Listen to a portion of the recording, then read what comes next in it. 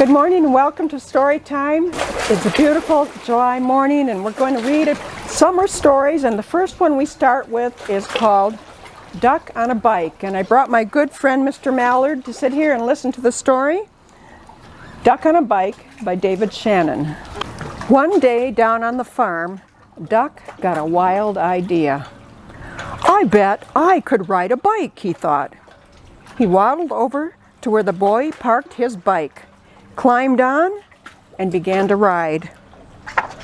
At first he rode very slowly, and he wobbled a lot, but it was fun. Duck rode past Cow and waved to her. "Hello, Cow," said Duck. "Moo," said Cow. But what she thought was, "A duck on a bike? That's the silliest thing I've ever seen." Then Duck rode past Sheep. "Hello, Sheep," said Duck. "Bah," said Sheep. But what she thought was, "He's going to hurt himself if he's not careful." Duck was riding better now. He rode past Dog. "Hello, Dog," said Duck. "Woof," said Dog. But what he thought was, "That is a mighty neat trick." Then Duck rode past Cat.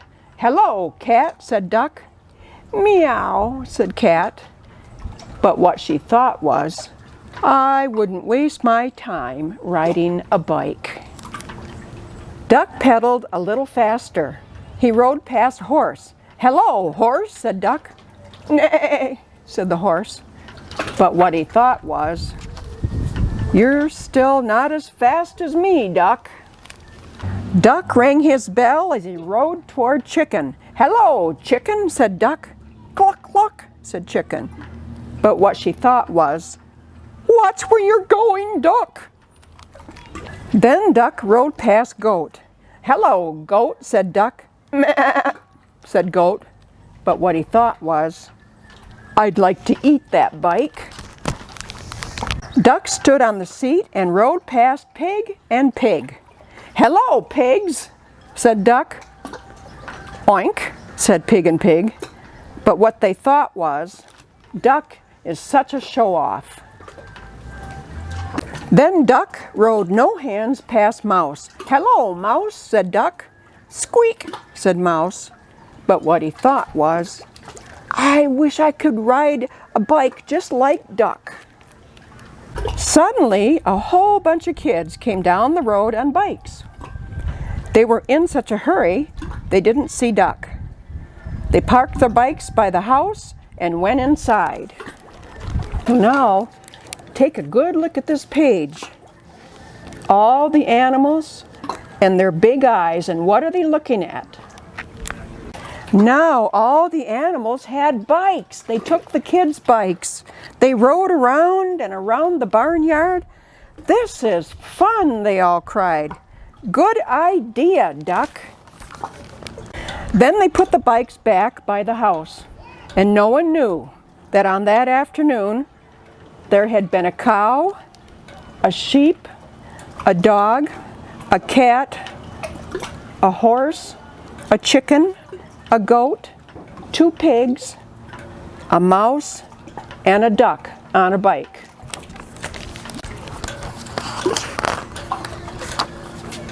The end. The next book is called Kite Day.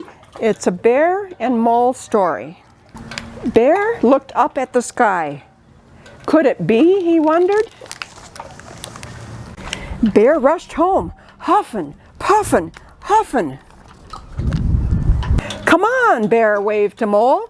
"Kite Day is here." Bear collected. Mole studied. Bear snatched. Bear measured and cut. Mole drew. They both constructed. Finally, they raced outside into the meadow. The kite flew, zoom, zoom, zoom. It soared up, up, up, and then dark, heavy clouds rolled in. The thunder rumbled and rumbled and rumbled. The breeze grew into a gust, and then snap! The kite string broke. Away, away, away spun the kite. Oh no! Screamed Mole and Bear. Down, down, down plunged the kite. Save that kite! Shouted Mole. The two ran. Hurry, hurry, hurry, urged Bear. Mole stopped. He tilted his head up. Splat, splat, splat. Rain pelted the broken kite. Look, cried Bear. Oh, wow, sighed Mole. Chirrup, chirrup, chirrup, squeaked the little chicks. Thank you, sang the mother bird. You see how the kite is shading her nest and giving her color. Okay, that's the end. Our next book is called The Ladybug Girl at the Beach. We're finally here, declares Lulu as she jumps out of the car and spreads her wings. I love the beach, says Lulu. You've never been here to the beach before, replies her big brother. But I already know that I love it, she says, and I can't wait to go swimming in the waves. The sand feels warm under her feet as Lulu and Bingo lead the family to a good spot to spread their blanket. Lulu runs to the edge of the water. The ocean goes on and makes huge roaring sounds. She had no idea it was going to be so big and so noisy. She takes a few steps backward. Bingo barks at the waves. Are you going in? Her brother yells, running past her, splashing into the water. I don't think so, she says. I really came here to build sand castles. Lulu retreats to the beach blanket to find her trusty pail and shovel. She builds a giant sand castle and uses little sticks for people. The king and queen are very happy here, she thinks. Bingo digs a moat to keep them extra safe. Lulu walks over and sits down next to her mama. She looks out at the ocean, which is glittering with light. She thinks it looks pretty from far away. Do you want to go in the water? Asks Mama. No, Lulu says. I want to fly a kite now. Soon the kite is darting back and forth in the wind, and Lulu holds on tight. After the wind dies down, it feels really hot. Lulu glances at the ocean. She thinks the water would be cool, but the waves still look much too big. This is a good time to remind her parents about ice cream. Lulu lists her top 11 flavors of ice cream: chocolate marshmallow, cherry vanilla, pistachio, butter pecan, peppermint bonbon, peanut butter chip, raspberry swirl, peach pie, almond fudge, royal banana surprise, and vanilla. At the ice cream stand, Lula just can't choose one. This is a day for a double scoop, says her mama. Sometimes mamas can be very right. Come on, Bingo, says Lulu after she finishes her ice cream. Let's take a walk down the beach. They find a long piece of driftwood. Lulu writes loopy L's in the sand and draws pictures of Bingo.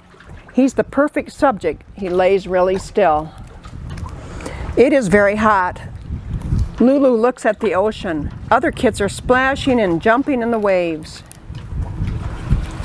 She walks down to the edge of the water. Should we get our feet wet, Bingo? She asked. She thinks it would be okay to go into the ocean just a little bit. Suddenly, a wave crashes into her legs and nearly knocks her over. And just as she gets her balance, the whirling water races back and tries to pull her in. Her feet get buried by the sand up to her ankles. Are you okay, Bingo? Lulu asks. She looks around to see if anyone noticed. They were almost carried away, but everyone is playing as they were before.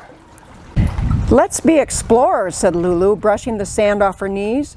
We can collect things for our museum. They march off across the beach. They hear seagulls sound like they are laughing. They discover little crabs that burrow into the sand and pick up slimy seaweed washed up on the shore.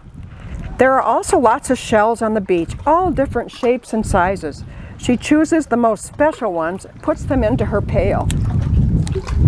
I know, Bingo.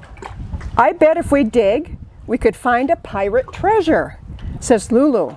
As she digs and digs and digs, finding treasure is hard work. When Lulu feels the water splashed against her, she spins around. The tide has come in. It is taking away her favorite pail. She has to rescue it or it'll be lost forever. This is a job for Ladybug Girl. I'll save you, she says, snapping up the pail. When she looks down, she realizes she's in the ocean. She's actually in the ocean. The water is past her knees, and she isn't afraid at all. Ladybug Girl isn't afraid of anything. For the rest of the long afternoon, Ladybug Girl and Bingo splash in the water and run on the beach, daring the waves to catch them. You can't get me, waves. I'm Ladybug Girl. Ladybug Girl and Bingo play until the bright blue sky turns pink. They make footprints in the sand, at least 14 miles of them, Ladybug Girl thinks. Every time the ocean erases them, they make more. Then it's time to go, and Ladybug Girl trudges back across the still warm sand. Bingo follows slowly, dragging his ears. Standing at the top of the dunes, Ladybug Girl waits for her brother. So, did you like your first time at the beach? He asked. Yes, she answers. I told you, Ladybug Girl loves the beach. And here's the family heading from the beach, almost everyone asleep.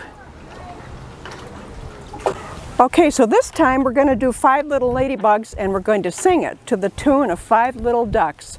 And if you remember that tune and can sing with me, join with me. 5 little ladybugs dancing on the shore. One danced away and then there were 4.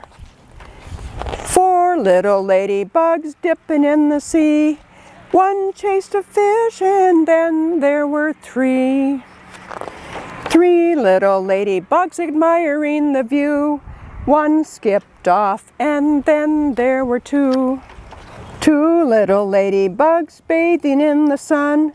One flew home, leaving only 1. 1 little ladybug all alone. She called her friends on the telephone. They all came back, 1 through 5, to dance and sing the ladybug jive. Good singing. Thanks for singing with me.